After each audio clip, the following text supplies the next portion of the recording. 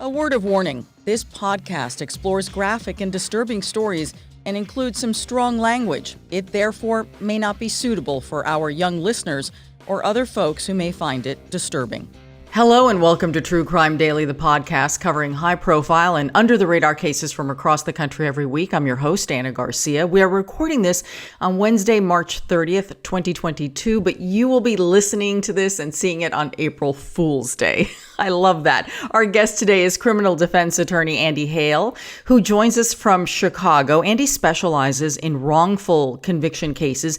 Andy is also a documentary producer, is currently hosting a series of podcasts about the 1960 Starved Rock murders, which explores a potential wrongful conviction in the murders of 3 women. Andy's been a guest before. We welcome you back, Andy. How are you? I'm doing great. It's great to be here. Yeah, last time you were here, we were talking about your HBO special, the documentary, which was fascinating, and I want to get into it later with you. But since then, you've started a podcast, and that really goes into greater depth of the case that you've been working on. Yeah, the podcast, it's the Starved Rock Murders with Andy Hale. I really wanted to provide more information. You can only do so much in a 3-part docuseries, but in a podcast, you can really take a much deeper dive. And it's just been such a great way to educate people and provide a lot of the just case details that people just would have no idea existed. Yeah, I love that. I love that you're making that available for listeners and people who are really interested in this case. And I think that's a great way to really get to understand something. And this one has so many facets. I have to tell you, I thought one thing going into the documentary, I thought something else coming out of it, totally confused about who may have done what, which I want to get into later. So we're very excited that you're here and that you're back. Also, we want to tell everyone we have really big news. True Crime Daily, the podcast, is going to be featured on this week's Dateline. It's very exciting. They interviewed me about a case that we covered here on the podcast. It involves a murder for hire case that also included a New York City police officer at the time. The allegations are that she turned to her then boyfriend and said she wanted him to hire a hitman to kill her estranged husband because they were in the middle of a bitter divorce. Everything's caught on video and through audio tapes because then the FBI was part of the sting to arrest her. It's a huge case out of Long Island. This is the case of Valerie Cincinnati. We're going to get into that a little bit later, and we're going to play a clip for you because this episode is going to air on Friday as well. Okay, Andy, let's get to our cases here. That's good. And it's interesting. All our cases have to do with murder for hire plots, just like the Valerie Cincinnati case that's going to be featured on Dateline. I thought, let's have a theme here, shall we? So here are the cases. A gunman has been found guilty in the slaying of a former NBA star, Lorenzen Wright. His murderer, Billy Ray Turner, faces life in prison for his role in the hit, which police say was orchestrated by the basketball player's ex-wife, all over insurance money. Okay? But first, a doctor is left dead in a murder for hire plot. He was killed as part of a revenge killing. And the reason was because he somehow allegedly had a hand in the ultimate death of a patient that he was treating. And the patient's husband blamed the doctor and therefore hired 3 hitmen to carry out this vengeance.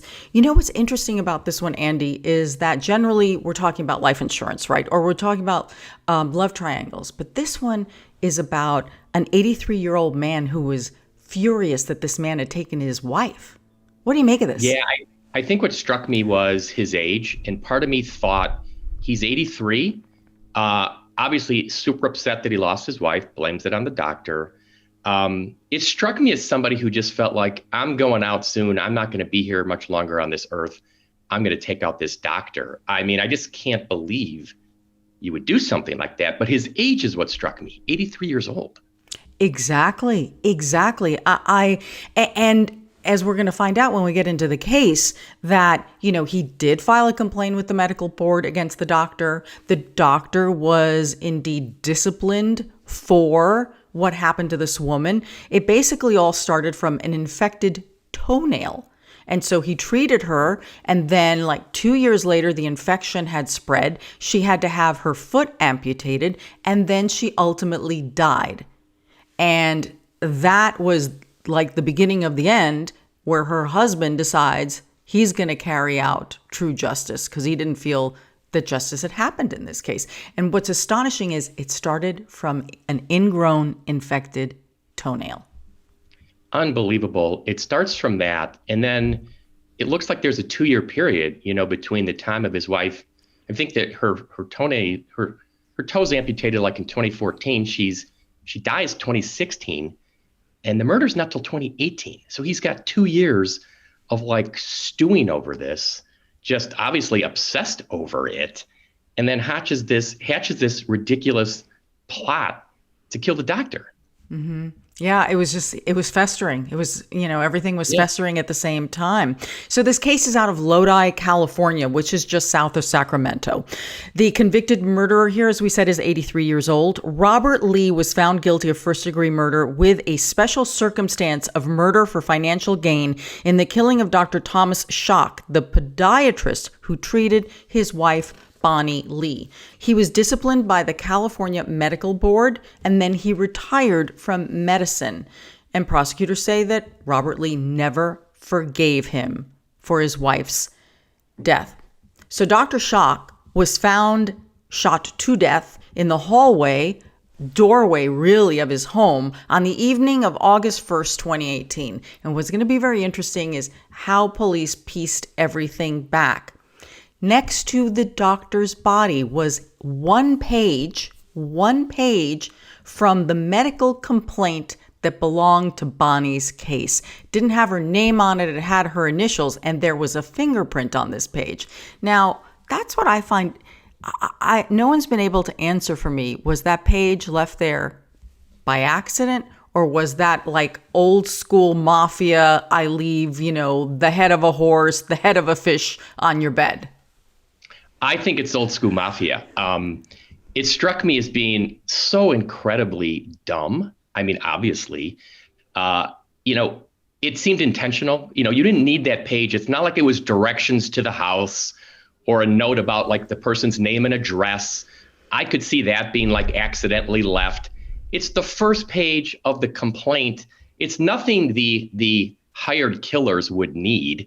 It seemed it was like kind of wedged against the door, left like you say, to me, like an old school mob thing, which I hate to laugh because it's obviously tragic and it's not funny. But what struck me about this was just how amateur-ish the whole operation was. Because that piece of paper, if it's not left, although I'm sure they could potentially suspect, this guy, they could never prove it. But that piece of paper, and we can talk about the good detective work, is what cracked the whole case. Mm-hmm. There was one fingerprint on that piece of paper, which led back to one of the hitmen. There were 3 people. Police said that he ended up hiring these 3 people. So it's not like he did it himself. And I find that also interesting. When we think of, I always think that when you decide to do one of these murder for hire things, right? Especially when you are basically asking either strangers or acquaintances to carry out a horrific crime, which if you are caught and prosecuted, you're like really going to be put away for a really long time. So I never understand why people take that risk. Just do it yourself.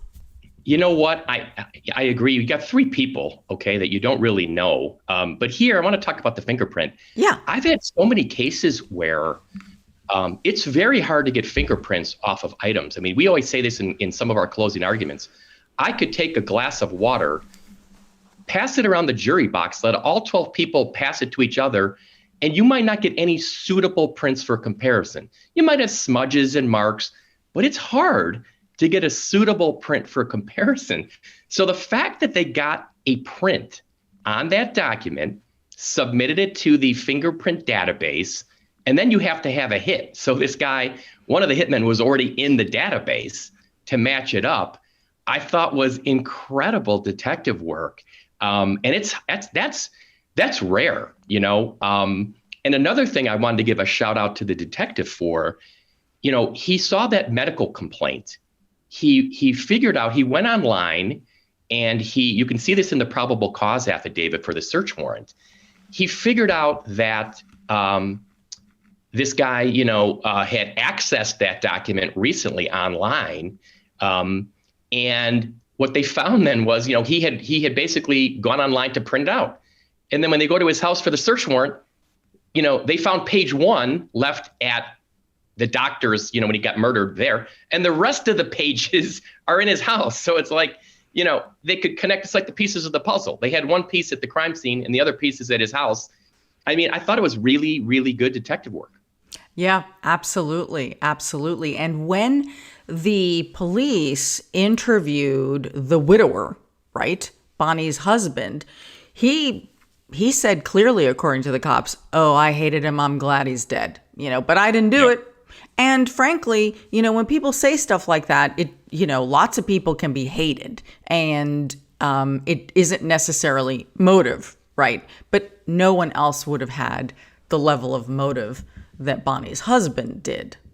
No, I thought that actually was an interesting thing he said. And I thought it sounded to me like, I think it's true, first of all. Yes. But I think you could read that. You could take that as like, I believe the guy. I believe him that he hated the doctor, didn't like him.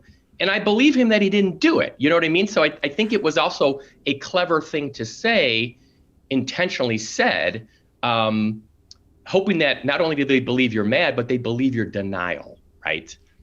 But that fingerprint was, and then when they trace it to one of the killers, that person apparently talks, right? That person could have said, "I don't know how my fingerprint got on here. I don't know what you're talking about. I don't know who any of these people are." So apparently this guy, when he got confronted about it. They were able to get more information from him. Yeah, he panicked. And I don't really know what one does in a situation like this. How do you explain your fingerprint? You see it coming down and you're like, all right, well, maybe if I cooperate, I may get a little bit of assistance because I got a record myself. So this isn't looking so fantastic. Right. That's what I think would have been in his head. Can I say one other thing too that struck me? It talked about I think it was in the probable cause search warrant, Mr. Lee had taken out like a cash loan. Yes. Shortly before this for like $5,000. Okay. He claimed he gave like $3,500 to his daughter, $1,500 for expenses. But let's pause there. $5,000. Like if that was the money used to pay these guys, it's incredible to me that there's people out there, A, willing to kill somebody for hire, and B, willing to do it for such little money. It's not like they got paid $100,000 or $200,000 or $500,000. It looks like it's $5,000. I mean, wow. And split among 3 people. Yeah, right. So it's not very much at all. Who's to say the level of desperation that they were in and that they needed this money? That's the scary part. Yeah. Right? That's the scary part when people are that desperate. Dr. Schock was shot in the arm, the chest, and his head. Police say that they saw a light-colored station wagon with no lights leaving the area. Now, the doctor's wife, Nancy, was home at the time of the shooting. She couldn't imagine why anyone would want to kill her husband. She did say that he was in the middle of a malpractice lawsuit. Apparently, he had other complaints about him as well. So there were some problems with the doctor and his treatment. No shell casings were found at the scene. Would that indicate to you, Andy, that this was a little bit more professional? Well, I think what that indicated to the police was that a revolver was used. And then what they found out was Mr. Lee actually had 3 guns registered to himself. They were all revolvers. I think the speculation was, or the thought was, maybe he loaned his guns to the killers because the police believed a revolver was used because there were no shell casings. So just another little interesting, piece of detective work. Mm-hmm. The fingerprint, as we said, belonged to one man, his name Christopher Anthony Costello. Police say that when they searched Robert Lee's house, as you said, not only did they find the remaining complaint, but then they found 7 cell phones and a laptop. Now, that's the part I'm trying to figure out. Who has 7 cell phones? And someone who's 83, and I don't mean to be judgmental, but generally these are the folks that are calling their grandchildren to help figure out the phone. Now he goes from like 1 phone to 7 phones. Very strange. And I didn't see anything connecting the phones to the crime, but it makes you wonder whether you've got multiple cell phones because you would have to have multiple phone conversations with these people, obviously, to plan this, all the logistics. So it sounds like the phones would be involved. There's no reason for this 83-year-old guy to have 7 cell phones, right? Although I was just thinking as you were talking, like if someone were to go through my kitchen drawer, they probably would find like at least 3 old phones. So I guess if the LAPD broke into Ana Garcia's house, they'd say, and she had 4 cell phones and a laptop and an iPad. Yeah. I didn't see anything linking that stuff to the crime. But it was a lot of cell phones for somebody of that age who by all accounts, was just a regular person. I think my mom's got like an iPhone 1, 2, and 3 just sitting around in a junk drawer, the ones that are super, outdated. There you go. See, a logical explanation to why the man had so many cell phones, because he probably wasn't, because if they were pertinent to this crime, we would kind of know that already. You would. I think you would, for sure.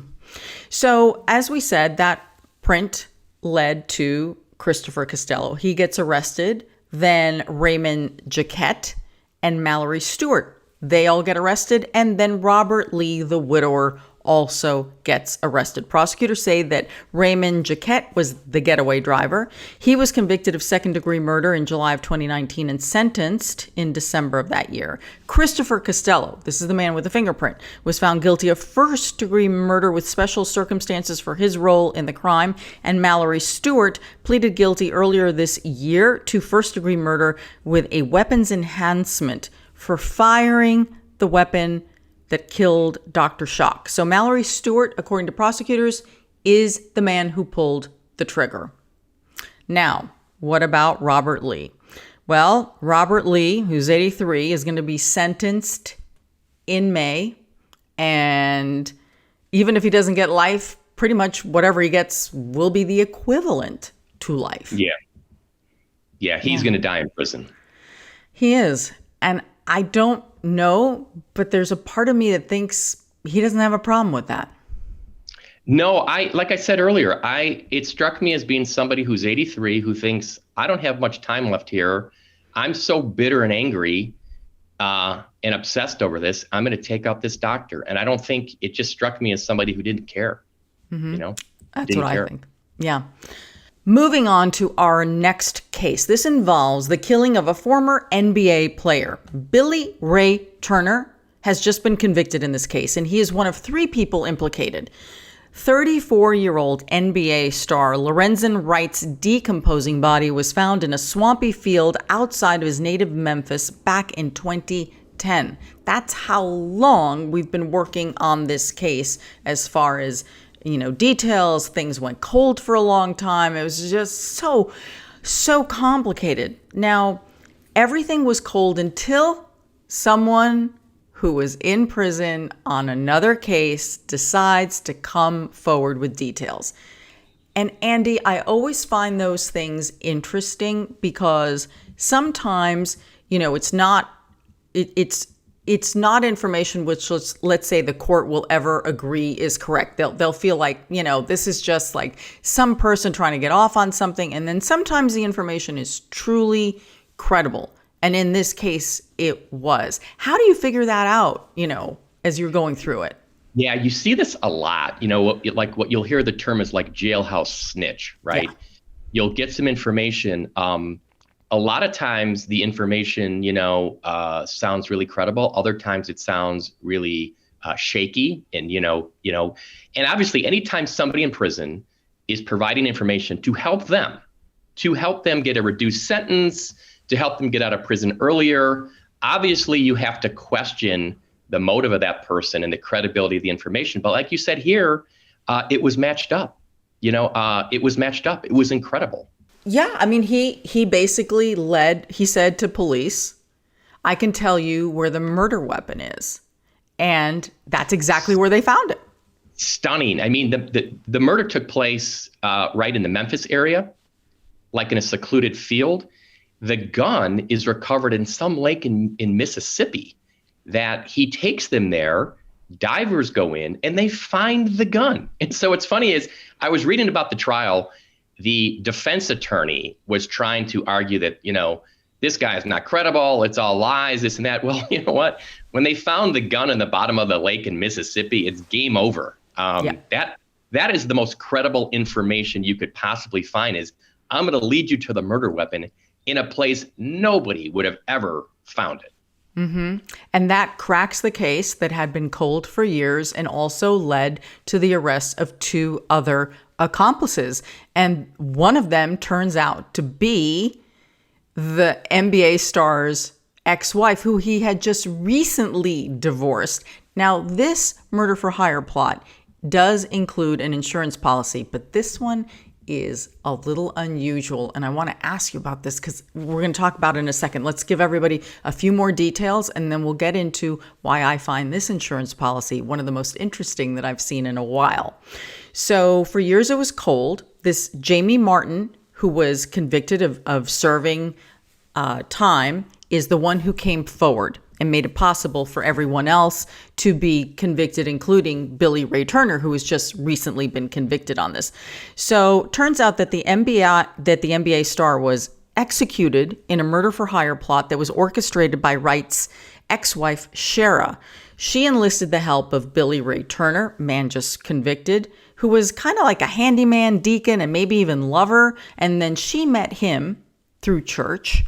And then she used her cousin, Jimmy Martin, the one who was in prison and ratted everybody out, because he needed money, get this, for his legal defense on the other problem. So he accepts the murder for hire plot because he's facing other legal problems and he needs money for an attorney.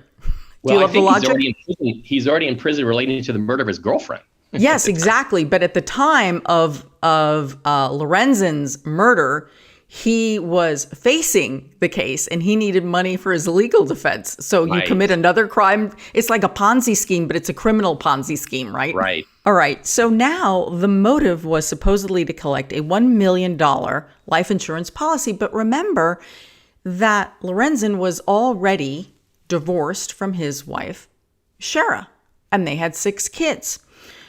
Let's talk about the victim a little bit, and then we will back into the crime. So Lorenzen Wright grew up in Memphis playing basketball, and he even played for the University of Memphis. 1996, he was drafted by the LA Clippers. He played 13 seasons in the NBA, including stints with the Atlanta Hawks, Memphis Grizzlies, Sacramento Kings, and the Cleveland Cavaliers. He reportedly made something like $52 million over his 13 seasons in the NBA, but by the time his career was over, he and his wife Sherry and their 6 kids were broke. How many times do we see this? Wow, that's sad. It's constant. That's a really long career. 13 seasons in the NBA is incredibly long career, and that's a lot of money he made. Yeah. That's a lot of money. That is, and that's a lot of money to disappear. So the 2 of them ended up getting divorced in February of 2010. This is after 13 years together. And published reports say part of the problem had to do with money and the fact that they didn't have a lot of money left and they were struggling. Okay, remember that February 2010, they divorce. July of that same year, a few months later, he disappears. He just disappears. So his ex-wife, Shara, told the police that he had actually been to visit her in Tennessee that evening, visiting the children, and that she told police, allegedly, that he left carrying drugs and money, and she insinuated at the time that he was going out for some kind of a drug deal. That's what she tells cops. Now, what's interesting, and I think really botched things for a long time in this case, it's just my opinion, is that after he leaves her house, and he really did, Lorenzen really did go to visit his ex-wife and the kids, about midnight of that night, so the following morning early, there's a 911 call from his phone. He's unable to tell the dispatcher exactly where he is, but you can hear him screaming. The dispatcher could hear gunshots, and then there was silence. For reasons which are unclear to me to this day, that dispatcher didn't elevate this to his or her supervisor, and therefore this call got lost in the system. And no one connected the fact that that was Lorenzen calling for help. Wow. Wow. Wow. Wow. Wow. I'm just like astonished. That one little detail would forever stall this case. Isn't it funny? Just one little, kind of break in the communication system, passing that call along, following up on that call, determining exactly where that call came from, the area it came from, matching it up to who was missing. That was a huge lead at the time, and apparently a pretty long call, because my understanding is you can hear numerous gunshots during the call. So he's clearly running and getting shot at during this whole time. I mean, I just was so horrified. I just thought, I pictured what was going through this guy's mind as you're calling 911, you're running through a field for your life, and gunshots are ringing out. I mean, I picture that in my head of like just how horrible that must have been for him. But what a great lead that was if it would have been followed up on right away. Absolutely. In fact, no one reported Lorenzen missing until 3 days later. And it was his mother who contacted police and said, look, I haven't heard from my son. And that's when they, went to the ex-wife and said, oh yeah, he had been here. He came to visit. And then, he left with money and drugs. And that whole story begins. About 10 days after he disappeared, his body is finally found. So there's a 7-day window from the time his mother reports him missing until his body is found. That's a very long time to not know where your dad is, where your son is, all of this. So he's ultimately found in a wooded area. Let's remember that Lorenzen was only 34 years old. He may have, had a long career at the NBA, but he was still an incredibly young man. And he had been shot 11 times with 2 different guns. It's just so violent, like you said, so violent. Hours after the shooting, now this is when police are starting to put things together, but not really, because remember, we still don't know about that 911 call. So hours after the shooting, turns out that a neighbor of Shara's saw her and an unidentified male setting a bonfire in her backyard. But it was a hot summer night in the middle of the summer in Tennessee, which is why the neighbor was like, what are you doing? It's like 90 degrees out. Yeah. But didn't turn out to be anything, right? It's when you involve multiple people, the thing about it is you see these murder for hire plots in both these cases. Okay. It's always people who've never done it before, right? It's your first time. Okay. You decide to do it. And when you got multiple people, you've got multiple people who can tell, right? Like here, somebody wound up telling, and you got multiple people who can screw up. There's so many things that can go wrong, and they usually do.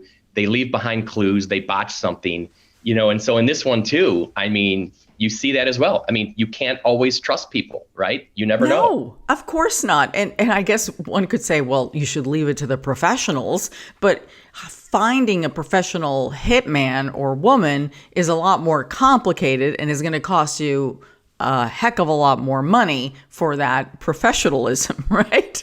I don't know. I mean, it's not like you can go onto a database and find the professional hitman. I mean, like there is no database, and people, regular Joes like this 83-year-old guy in California, don't have access to like a hit list. You got to find people. I don't even know how you find somebody, frankly. Well, I mean, we have a lot of instances, a lot of cases where on the, dark web where people can find just about anything and pay for things for that way and find people. But again, the authorities are always, always, always monitoring that specifically for these murder for hire plots. I've seen them where they have found the case there and backtracked, and then were able to warn the person who they were trying to hire the hit for. So I've seen it in so many different ways play out. Now, one last thing on that. Can I follow up? Yeah. I mean, the people you can't trust, or anybody willing to commit a murder for hire, right, is not somebody you can trust. I mean, you're hiring somebody who automatically is untrustworthy, so that's the inherent risk, obviously. And that is, what's so fascinating about crime is that in this world of crime, one chooses to trust another criminal. It's fascinating, right? The honor system. Now, this I want to say that this case really did grow cold for many, many years. And in fact, the year after, they offered a reward for $21,000, but that really didn't lead to anything. So while this case is cold, I now want to talk about the insurance policy, because I think this is going to be very interesting about what was going on in the family while the police were trying to figure out what was going on. And really, they didn't break it until somebody talked. It was as simple as that.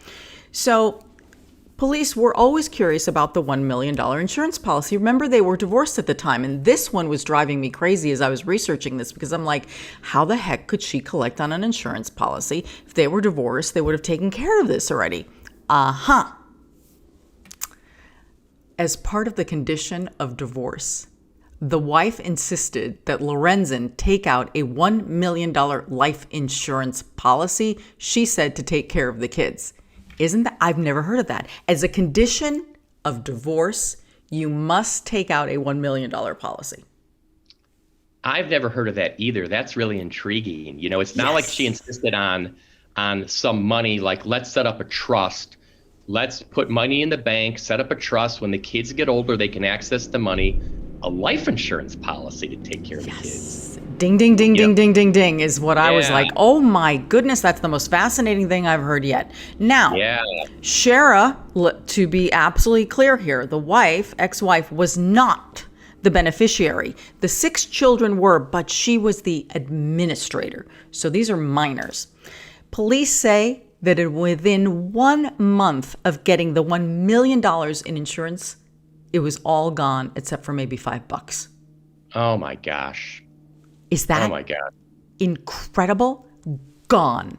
$1 million gone. Yeah. You got a situation where there's not some trustee third party who you go to and say, you know what, the kids need school clothes. Okay, how much do you need?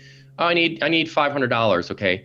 To think that she just had complete control and could access the money entirely, immediately, they didn't even set it up so there was some kind of third party to monitor it. Andy, you're leading us into the next part of this fascinating family drama. So Lorenzen's father, who is the grandfather of these penniless children, is furious. He's like, oh my God, what has she done? He takes Shara, the mother, ex-wife, widow, I guess she's not really a widow, to court. And the court decides we must set up a trust fund for the children, because there's still going to be MBA pensions and other monies coming in, which will help raise these children. 6 children. That's pretty expensive, getting a lot of kids through college. So that all gets worked out. They set up a trust fund. They get an administrator. Okay, that's moving along. Now Shara has decided to move on with her life. She becomes an ordained minister in her church. She marries a sheriff's deputy. Isn't that convenient? She divorces him, marries somebody else. I don't know. She has a lot of boyfriends. She moves. I can't even keep up with Shara's life. But in 2017, it all comes tumbling down when that murder weapon is found in the lake. It was one of the alleged accomplices, who happens to be Shara's cousin, Jimmy Martin, who tells the cops. They find it, and everything comes tumbling down. So Jimmy Martin was already serving time when he came forward, and he received immunity on Lorenzen's murder for this information. What was unclear to me, I saw that. So he got immunity, for this case. Mm-hmm. What was unclear to me, I wondered whether he got any reduced sentence or benefits in the case he was, incarcerated for at the time, because it's kind of weird. Like, if you're going to come forward with something and just get immunity for that particular case, it didn't really help him in his other case. I wasn't sure if he was trying to get a benefit from his current sentence, or if he just wanted to get this off his chest and was upset about it, which it could be too. Or he was just mad at his cousin, mad at her for some reason. Who knows what was going on? But again, and this is a family relationship, and he still spilled the beans on her. They would never crack the case without him. They couldn't have. Even as suspicious as you could have been about the insurance money, the way the divorce was set up, all of this, you could have been suspicious about all of this. But unless you could find that murder weapon, and then, that meant that what he was telling you, the truth was the truth, which then leads you to take the next leap. Is he then telling the truth about the two accomplices? Yeah. Yeah. The gun in the lake was amazing, because I think the evidence at trial against the other guy was circumstantial. His cell phone was found, like his pinging in the area of, where Lorenzen was shot. There's circumstantial stuff. I don't know if it would have been enough to convict him just on that beyond a reasonable doubt. But when you've got a guy telling the story, because what also apparently happened, the guy who told you about the murder weapon, the cousin, he also said they had tried to kill Lorenzen in an earlier attempt in Atlanta, breaking into his apartment, and he wasn't home. So they couldn't actually do it. So once you find that murder weapon in the lake, there's no reason not to believe everything this guy says, right? I mean, it's just been corroborated. And apparently he said that Shara was the mastermind. And yeah, they tried to get him in his condo. All systems go, except for the fact that your intended, victim isn't there. Kind of screws everything up for you. So not very good information. I think she also wrote a book. Shara wrote a book, I think in 2015, about her life with Lorenzo. I mean, this is what's so tragic. She's writing a book about, her and him and all her stories. And yet she's the one who masterminded the plot to kill him. And by the way, she pled guilty to this. Isn't that interesting? It is so, the cousin in this case, who's sitting in prison, who leads the tip off here, that leads to the arrest of Shara Wright and her ex-lover, Billy Ray Turner. So according to authorities, Shara Wright reportedly orchestrated the plan that ultimately kills Lorenzen. So while he was visiting Memphis from Atlanta, she lured him somehow to this secluded field. She told him that she was going to meet someone to get some money, but then she also sent some suggestive sexual texts, which is unclear whether that's what got him to town, that's what got him to the field, but there was a lot going on that was just making sure that Lorenzen was going to show up when they needed to show up and then ambush him.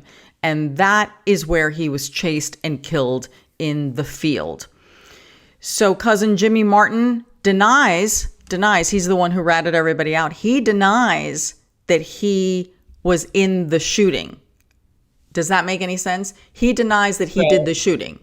I believed, I would believe him until I heard you say there were two different types of guns used. So when I heard that, that made me very skeptical because it sounds like the plot is a three-way plot.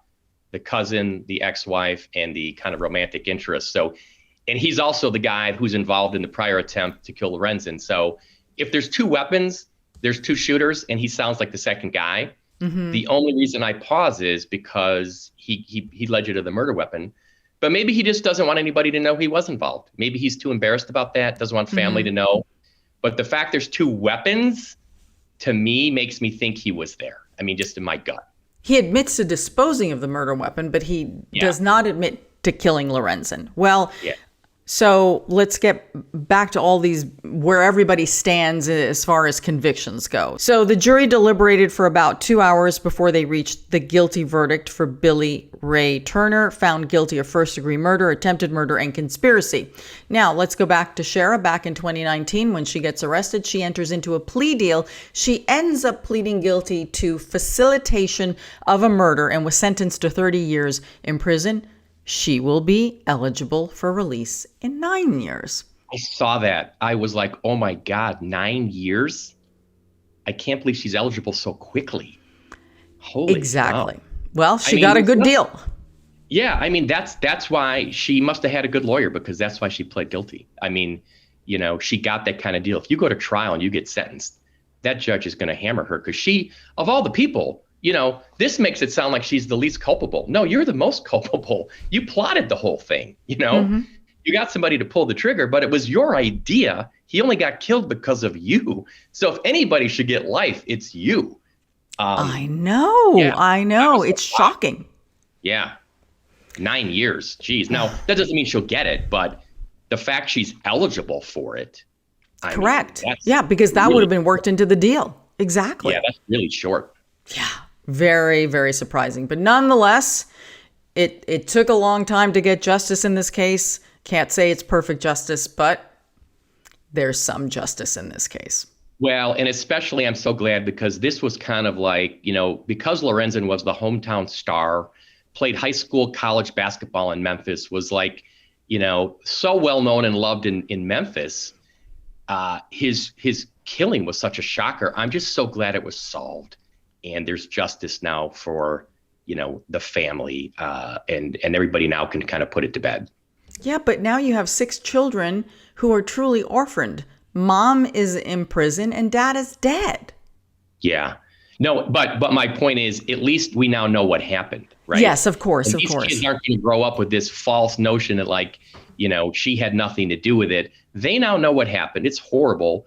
And hopefully, I don't know the details of that trust, but if he's got a pension and other things, maybe there is a way that there are some funds for these poor kids that'll help them, pay for college and things like that, because they were entitled to that $1 million that got squandered. And I just hope they have a support net for not only financially, but, emotionally with family and friends and things like that. Mm-hmm. We want to let everyone know that True Crime Daily, the podcast, will be featured on Dateline this Friday, April 1st at 9 p.m. Eastern. Dateline is doing a special on the Valerie Cincinnelli case. This is the case of a former New York City police officer who is accused of having her boyfriend hire a hitman to kill her estranged husband while she was in the middle of a messy divorce. It's a crazy case that we covered here on Crime Watch Daily, but here is a clip and preview of the Dateline story. On a sunny May morning in 2019, 2 detectives delivered tragic news that Valerie Cincinnelli's 32-year-old husband was murdered. Sorry, I can't really believe this. She started shaking, crying. I'll never forget it. It appeared he'd been shot as he was trying to get out of his car. The detectives told Valerie they didn't have much information to share yet. If anyone understood the urgency of a police investigation, it was Valerie Cincinnelli, the decorated 12-year veteran of the New York City Police Department. She is tough as nails. She's attractive, hardworking, a mother. She's such a badass. Journalist Ana Garcia covered the case for her podcast, True Crime Daily. The more I dug, the more it just got more complicated and outrageous. Never had any clue what was about to happen. Never. Never in a million years.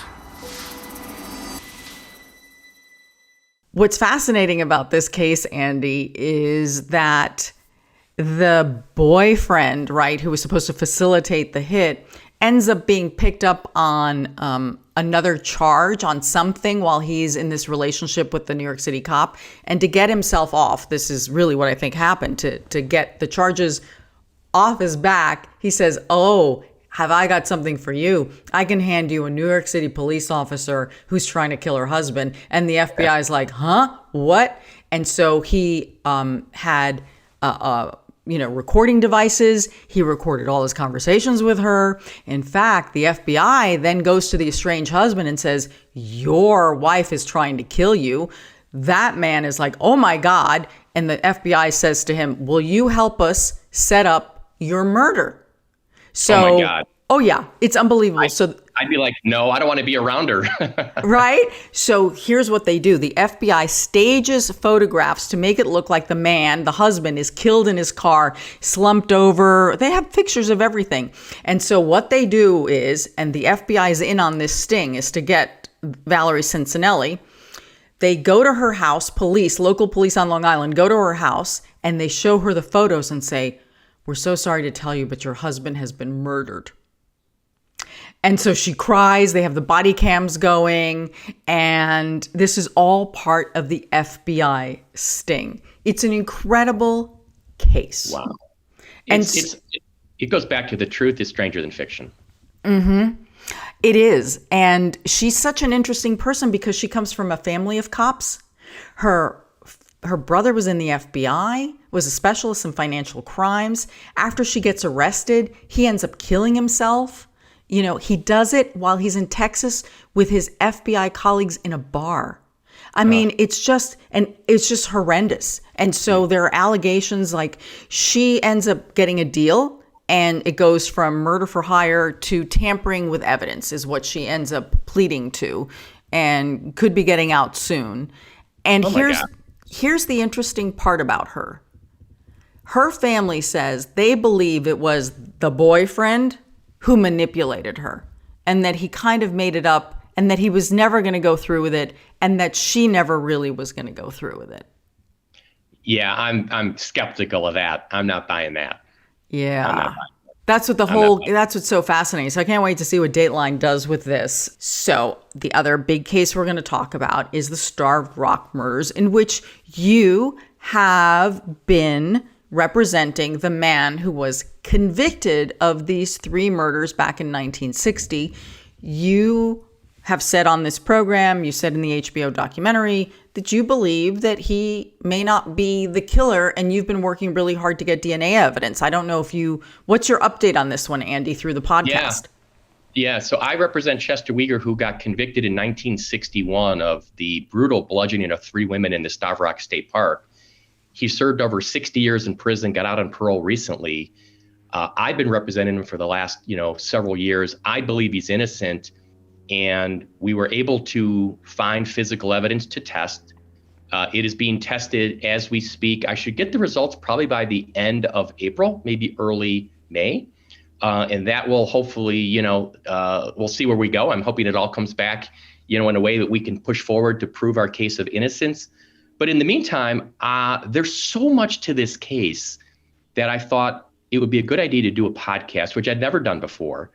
But I'm so glad I have, because it's a great way to tell the story with detail, to break a case down. And what we do every episode is I post on our website, andyhalepodcast.com. You've got a website. The podcast is the Starved Rock Murders with Andy Hale. I post all the documents I refer to, police reports, interviews, photographs, newspaper articles. And I tell people, I encourage you, go read it yourself, because anybody who's got an opinion about Chester Weger, and everybody does in central Illinois, whether you think he's guilty or innocent, it's based on anecdotal evidence. What your mom told you, what you read in the paper. I mean, I get it, but what nobody has done, and I don't expect anybody to have done this, they haven't read the court file, they haven't read the police reports or the old newspaper articles. And so a podcast has been a great way to tell the story in detail, to walk through it point by point and really educate people.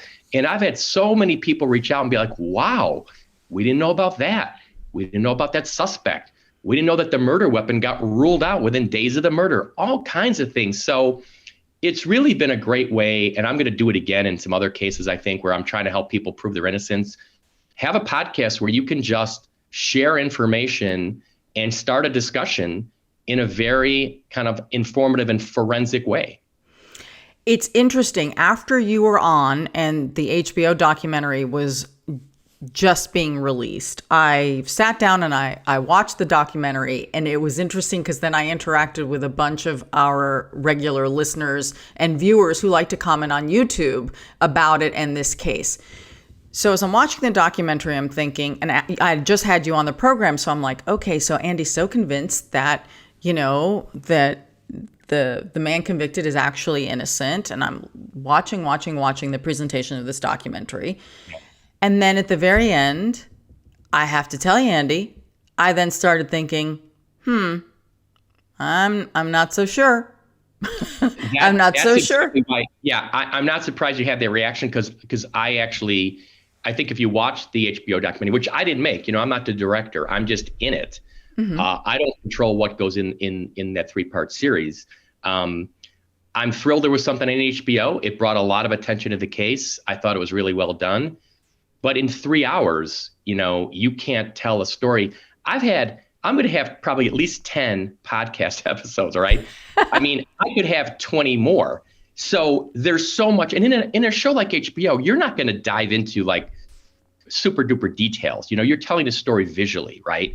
Mm-hmm. And that story was told through the eyes of the prosecutor in 1960's son, who's been on this kind of mission to find out, did my dad get it right? Okay. Yes, it's brilliant. Yeah. And so that's kind of the theme of the case. It's not like an Andy Hale 3-part series. Let me make my case why I think Chester Weger's innocent. But that's what the podcast is. So I encourage people out there, listen to my podcast. There are so many things I bring up that are such eye openers about the case physically, forensically. We talk about the concept of false confessions. And then we're going to culminate with the DNA results, hopefully pretty soon. So we're kind of doing it as we speak. And I want to make sure I understand. I think last time you were on, when you talked about the DNA evidence, it wasn't so much that it was maybe going to point to someone else, but you thought the absence of his DNA might be the way in. Is that correct? Yeah. I mean, the first step is the absence of his DNA. You know, we've got 8 pieces of evidence, mostly hairs and twine found at the crime scene, some cigarette butts. So if there's no Chester Weger DNA on any of that, when I combine that with all the things I talk in my podcast about, the factors of a false confession, his story making no sense, contradicting the physical evidence, there's a compelling argument to me, super compelling argument that he had nothing to do with this crime. But we can potentially take those DNA results and link them to somebody else. So potentially, you know, we have a short list of suspects. We could potentially link it to somebody else who's already a suspect, or like what happened in the case we talked about today with Mr. Lee, the fingerprint got submitted into AFIS, the automated fingerprint database, and it connected to a guy. We potentially could, you know, connect this to somebody else and see who that person is, or through, you know, family trees and genealogy. Now there's all kinds of things you can do. So my DNA results, it might only be step 1. You know, there might be a step 2 and a step 3 if we get unknown DNA to try to figure out who that was, right? So it's going to be a process still. We'll continue to report about it on our podcast. So we've made a lot of progress, but there's a long way to go. I'm fascinated by this, Andy. I'm so glad that you came back and that you updated us on this case, because so many people just really enjoy this look into the criminal justice system in trying to unravel a case that's decades old. It's really fascinating. And the last thing I'll say is, in all the cases that I'm trying to help several people right now, I always try to start with the forensics, right? I'm never going to convince somebody on a 60-year-old case on a he said, she said, you know, well, Chester Weger denies it. Okay, that's, you know, I'm not going to, you know, get his conviction vacated on that. So I always try to look at physical evidence and forensics. That's what happened in the case with Dr. Schock, right? They found the thumbprint, which found the guy involved in the case. You know, there was circumstantial evidence pointing to this disgruntled guy who lost his wife. You've never been able to prove it, even though it sure looked suspicious. And so the forensics, nowadays, it's so advanced. If you've got physical evidence in a case that's old, you might have a window to try to get some insight into solving an old case. So exciting. Well, we hope that you'll come back again and you'll be a member of our crime family, as we like to say. And Andy, where can people find you? You mentioned you have a website just for the podcast, but I think you've got a pretty big digital footprint. Yeah, you can. Twitter's probably the best place. Andy M. Hale, Esquire, which is ESQ, where we have our, you know, we tweet out a lot of just basic information. And then the podcast, like I said, AndyHalePodcast.com. We have all the episodes there, and we've got tons of documents, photos, reports. If you want to really dig deep and read about the Starved Rock murders, I've got enough to keep you busy for days. Excellent. Excellent. We'll have some citizen sleuths helping you here, right? Maybe you missed a little piece. Absolutely. I'll take all the help I can get. I'll take any tip I can get, for sure. Great. You all can find me at Ana G News, Ana with one N. Sometimes I will talk about crime, but sometimes it's about baby birds. One never knows. Or butterflies that I rescue from the garage. You know, that is my life. Not necessarily interesting, but it's mine. We thank you all for joining us today. That's our episode. Of course, subscribe to our newsletter at truecrimedaily.com. Subscribe to our YouTube channel. And of course, you can find all our episodes of all our podcasts, this one and the others that we do, wherever you get podcasts. So until next time, I'm your host, Ana Garcia. And as we always say, don't do crime.